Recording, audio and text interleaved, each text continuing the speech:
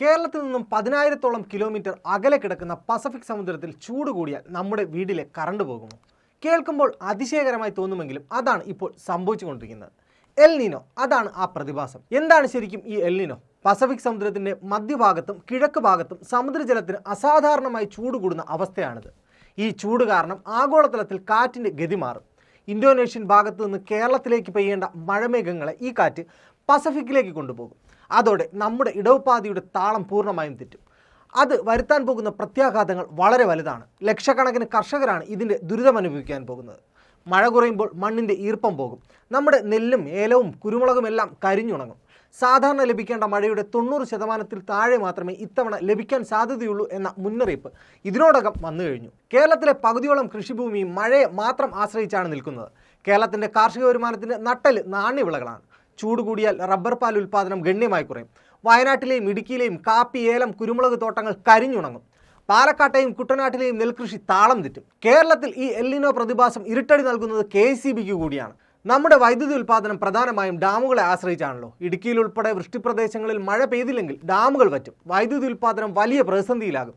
അതായത് പുറത്തെ കൊടും ചൂടിൽ ഫാനോ AC പോലും ഇല്ലാതെ നീണ്ട പവർ കട്ടുകളിലേക്ക് നമ്മൾ തിരിച്ചു പോകേണ്ടി വരും. ഇത് കർഷകരെ കടക്കണിയിലാക്കുക മാത്രമല്ല, കേരളത്തിന് മൊത്തം സമ്പദ് വ്യവസ്ഥയും ബാധിക്കും. കാർഷികോൽപാദനം കുറയുമ്പോൾ കയറ്റുമതി വരുമാനം ഇടിയും. പോരാത്തതിന് അന്യസംസ്ഥാനങ്ങളിലും എൽ നീനോ കാരണം വരൾച്ചയിലായാൽ അവിടെ നിന്ന് വരുന്ന പച്ചക്കറികളുടെയും നിത്യോപയോഗ സാധനങ്ങളുടെയും വില കുതിച്ചുയരും. അതായത് വലിയൊരു വിലക്കയറ്റത്തിലേക്ക് കേരളം നീങ്ങുകയാണ്. ഇതിനെല്ലാം പുറമെ വലിയൊരു പാരിസ്ഥിതിക ആരോഗ്യ പ്രതിസന്ധി കൂടി ഈ കൊടും ചൂട് സമ്മാനിക്കുന്നുണ്ട്. വരണ്ട കാലാവസ്ഥയിൽ വനങ്ങളിൽ കാട്ടുതീ പടരാനുള്ള സാധ്യത വളരെ കൂടുതലാണ്. കാട്ടിലെ നീരുറവകൾ വറ്റുന്നതോടെ വെള്ളം തേടി കാട്ടാനയും കാട്ടുപന്നിയും ഉൾപ്പെടെയുള്ള മൃഗങ്ങൾ കൂട്ടത്തോടെ നാട്ടിലേക്ക് ഇറങ്ങും. ഇത് വന്യമൃഗശല്യവും മനുഷ്യനും മൃഗങ്ങളും തമ്മിലുള്ള സംഘർഷവും വർദ്ധിപ്പിക്കും. ഒപ്പം കൊടും ചൂട് കാരണം സൂര്യാഘാതം, നിർജ്ജലീകരണം എന്നിവയും ശുദ്ധജല ക്ഷാമം കാരണം കോളറ പോലുള്ള ജലജന്യ രോഗങ്ങളും പടർന്നു പിടിക്കാനുള്ള സാധ്യതകളും ആരോഗ്യവകുപ്പ് മുന്നിൽ കാണുന്നുണ്ട്.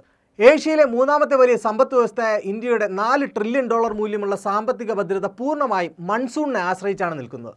രാജ്യത്തിന് ലഭിക്കേണ്ട മഴയുടെ 70% നൽകുന്നത് ഈ തെക്ക് പടിഞ്ഞാറൻ മൺസൂണാണ്. കോട്ടൺ, സോയാബീൻ, കരിമ്പ്, ചോളം എന്നിവയുടെ ഉൽപ്പാദനത്തിന് ഈ മഴ അനിവാര്യമാണ്. എന്നാൽ 2026 എൽ നീനോ മൂലം ദുർബലമാകുന്ന മൺസൂൺ കാരണം കഴിഞ്ഞ 11 വർഷത്തിനിടെ ഏറ്റവും വരണ്ട സീസണായിരിക്കും ഇപ്രാവശ്യത്തേത് എന്നാണ് ഇന്ത്യൻ കാലാവസ്ഥാ വകുപ്പ് മുന്നറിയിപ്പ് നൽകുന്നത്. 2022-ലും 2015-ലും ഇന്ത്യ വറുത്തെടുത്ത അതേ എൽ നീനോയാണ് വർഷങ്ങൾക്ക് ശേഷം വീണ്ടും കൂടുതൽ കരുത്തോടെ വരുന്നത്. പ്രകൃതിയുടെ വലിയ മാറ്റത്തിന് മുന്നിൽ മനുഷ്യർ നിസ്സഹായരാണ്. മുൻകരുതലുകൾ മാത്രമാണ് ഒരു പരിധിവരെയെങ്കിലും ഈ വരൾച്ചയെ ലഘൂകരിക്കുക. വെള്ളം കരുതി വയ്ക്കുക, വൈദ്യുതി പാഴാക്കാതിരിക്കുക. കാരണം വരാനിരിക്കുന്നത് കടുത്ത പരീക്ഷണങ്ങളുടെ കാലമാണ്.